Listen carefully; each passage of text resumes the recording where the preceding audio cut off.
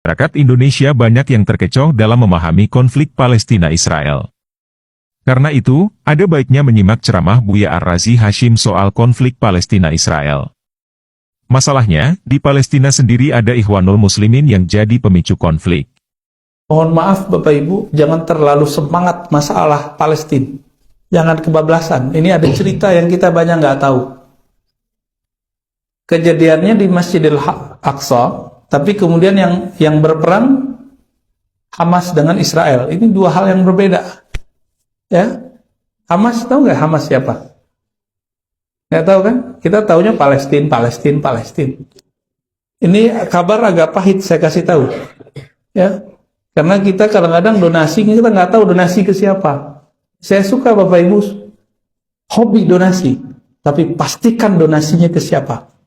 Karena saya pernah masuk ke Israel, itu kita masuk 7 kali diperiksa, nggak bisa bawa barang-barang. Maka pastikan kalau kita donasi ke lembaga yang diakui oleh pemerintah dan lewat jalur pemerintah, hanya itu satu-satunya jalur. Jadi tolong pengurus masjid jangan sampai harta-harta yang diberkahi Allah ini kemudian salah jalur. Dan itu sudah terjadi.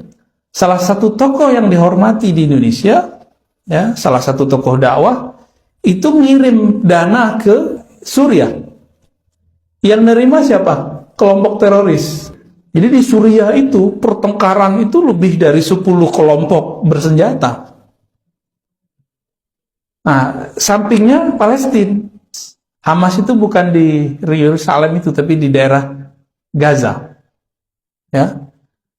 Hamas itu dulu sempat berpolemik dengan presiden yang lama, Perdana Menteri presiden nyebutnya, Yasser Arafat. Yasser Arafat ini ingin mencari titik temu yang menguntungkan bagi masyarakat Palestina. Dan menurut beliau, setelah lama berjibaku dalam hal ini, jalurnya cuma damai. Tapi kelompok Hamas menolak. Karena bagi Hamas, siapapun yang berdamai dengan Israel berarti diantek Israel. Nah, ini logikanya sudah nggak nyambung.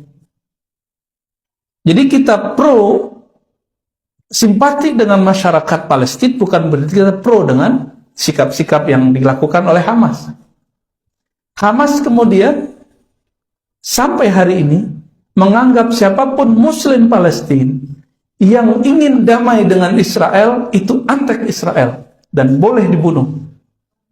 Nah, itu masalahnya. Pahit nggak kalau udah tahu? Kalau udah mengerti begini, kita jadi bingung mau donasi. Dan emang sudah sunnatullah. Hanya sekali berhasil masa Salahuddin Al-Ayyubi, itu Al-Quds berhasil diselamatkan. Tapi setelah itu sudah takdir Allah bahwa Al-Quds hanya akan dibebaskan oleh Sayyidina Al-Imam Al-Mahdi. Hanya imam akhir zaman. Dan yang paling mengejutkan apa?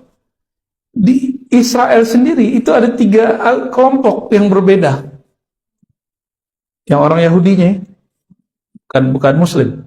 Ada kelompok namanya Al-Yahud Al-Usuli, Yahudi kolot gitu. Di kelompok nggak boleh pakai handphone, nggak boleh ada TV. Kolot, ya. Disebut bahasa Arabnya Al-Yahud Al-Usuli, Yahudi asli, Yahudi usul, ortodok. Mereka anti dengan perperangan yang dilakukan oleh kelompok yang ketiga yang mau kita sebut dengan Hamas. Jadi mereka anti dua-dua itu. Kelompok kedua, kelompok nasionalis, Syabi Al-Watani, ya. Masyarakat biasa, masyarakat sipil. Itu Yahudi itu dia bingung dengan pertengkaran itu. Mereka juga pengen damai dan kita lihat mereka demo setiap hari, setiap minggu. Ya, kalau 2 kelompok pertama dan kedua. Tapi yang paling bahaya kelompok yang ketiga, Zionis. Inilah yang disebut bahasa Arabnya Sahyuniyah. Sahyuniyah. Inilah yang menguasai di Yerusalem. Mereka lah yang bunuh-bunuh saudara kita di sana. Ini bahayanya yang Israel ini Pak, yang bagian Sahyuniyah, Zionism.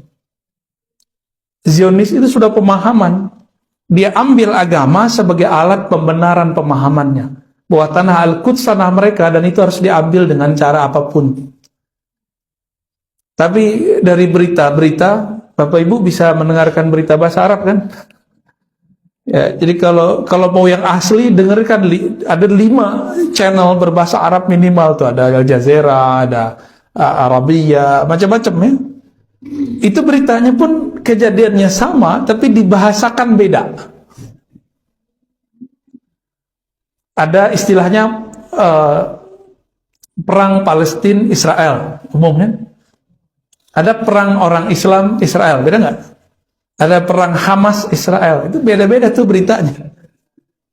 Ya, jadi tolong pastikan ketika donasinya ke lembaga yang lewat jalur pemerintah. Ini orang Palestina sendiri itu juga dengan orang Israel, beberapa mereka sudah capek dengan perang. Tapi Zionis dan Hamas selalu ingin perang. Itu masalahnya. Kejadian Sheikh Jarrah, tapi yang itu jadi kesempatan oleh Hamas. Nah, Hamas itu kalau bahasa presiden yang lama Gus Dur, itu berkhianat kepada Yasser Arafat. Diajak untuk berunding, mereka nggak mau. Maka sampai hari ini, mohon maaf, ini kabar pahit yang saya mau ceritakan. Ya, mungkin teman-teman aktivis pada kaget juga. Mungkin nggak sepakat, nggak masalah. Tapi itu kabar valid yang saya dapatkan. Hamas itu alirannya ke Ikhwal Muslimin tapi yang keras. Ya, yang berkelompok, yang bersenjata. Yang mana dulu Ikhwal Muslimin yang asli, yaitu Syekh Hasan Al-Banna, tidak memperkenankan itu. Mereka menganggap siapapun yang berbeda dengan pemahaman mereka itu, yaitu antek Israel. Jadi bagi dia Yasser Arafat antek Israel. Sepakat nggak Bapak Ibu? Jadi mereka kasih judul Yasser Arafat Al-Khain, pengkhianat. Begitu cara berpikirnya.